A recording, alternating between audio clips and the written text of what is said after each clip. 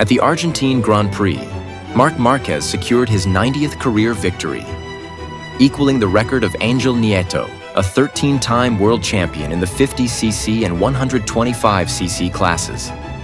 This achievement marks a significant milestone, especially for a Spanish rider, as Nieto was the pioneer who laid the foundation for Spain's dominance in MotoGP, winning his first world title in 1969 and his last in 1984. During his victory lap at Termas de Rio Hondo, Márquez wore a laurel wreath, a tribute to the old Grand Prix racing tradition where winners were adorned with laurel crowns, a symbol of sporting triumph dating back to ancient Greece.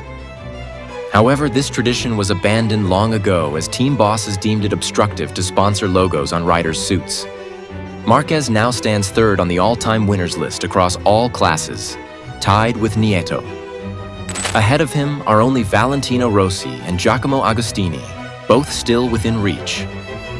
Agostini amassed 122 victories in the 350cc and 500cc classes between 1965 and 1977, holding a 32-win lead over Márquez. Meanwhile, Rossi claimed 115 wins across the 125cc, 250cc, and MotoGP/500cc classes between 1996 and 2017, maintaining a 25-win advantage. Adding another 26 to 33 wins is a formidable challenge, but it remains within the realm of possibility if Márquez stays fit and continues racing for the next few years. While there is no certainty about how long the 32-year-old will remain in MotoGP, he has already expressed his intent to compete into the new technical regulation era set to begin in 2027. This new era will introduce smaller engines, simplified aerodynamics, the removal of ride height devices, and a switch from Michelin to Pirelli tires. Márquez believes these new regulations will play to his strengths, as they will give riders a greater influence over performance than the current technology-driven era, where motorcycles handle much of the work. With Pecco Bagnaia winning 11 races in 2023, there is no reason why Márquez cannot match or even surpass that record in the coming years. If he continues racing for 4 more seasons, securing 6 to 7 wins per year would be enough to surpass Rossi's tally, while 8 to 9 victories per season would allow him to overtake Agostini. Even closer within reach is the record for the most Premier Class wins. Márquez currently holds 64 victories in the Premier Class, trailing only Agostini with 68 and Rossi with 89, just 26 wins away from claiming the top spot. Logically, success in the Premier Class carries more weight than victories across all categories. Just as in Formula One, an F1 title is far more prestigious than an F2 or F3 championship. For instance, Nieto remains the most successful rider in the smaller categories with 62 wins in the 125cc class, but few would argue that his accomplishments hold the same value as Márquez's 64 victories in the Premier Class. 5-time MotoGP world champion Mick Doohan also shares this perspective.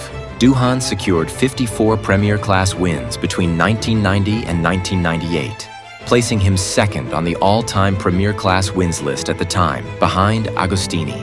When Rossi claimed his 54th Grand Prix victory across all categories in 2003, Doohan was quick to emphasize that wins in the smaller classes could not be compared to those in the Premier Class. With this in mind, Márquez is now only 26 wins away from becoming the most successful Grand Prix rider of all time. Rossi has long anticipated that his records would eventually be challenged by his fiercest rival. In 2018, when Márquez won 9 races in a single season, Rossi acknowledged that the Spaniard had the potential to surpass his achievements. Additionally, Márquez is also in contention to become the rider with the most Premier Class World Championships. Currently, only Rossi, with 7 titles, and Agostini, with 8, stand ahead of him. The question remains, how much does Márquez care about these records? Is he aware that he is closing in on the ultimate milestone? And does he truly prioritize breaking these records? Doohan once admitted that he never paid much attention to records until he began approaching Agostini's numbers. At that point, he started to appreciate the historical significance of Grand Prix racing and its value to fans. Riders want to be remembered for their achievements, and there is no greater way to cement a legacy than by becoming the greatest of all time. If Márquez starts focusing on the record, will he become obsessed with securing those 26 additional wins? Counting them one by one? Could this distract him from his primary goal of winning championships? That seems unlikely. One of Márquez's greatest strengths is his intelligence and ability to focus on what truly matters. He approaches racing one weekend at a time, giving his all for each Grand Prix, knowing that thinking too far ahead can lead to losing focus. His priority is always to win the race on Sunday and then shift his attention to the next one. Championships are built on victories, and in the end, it's the points that decide the ultimate prize.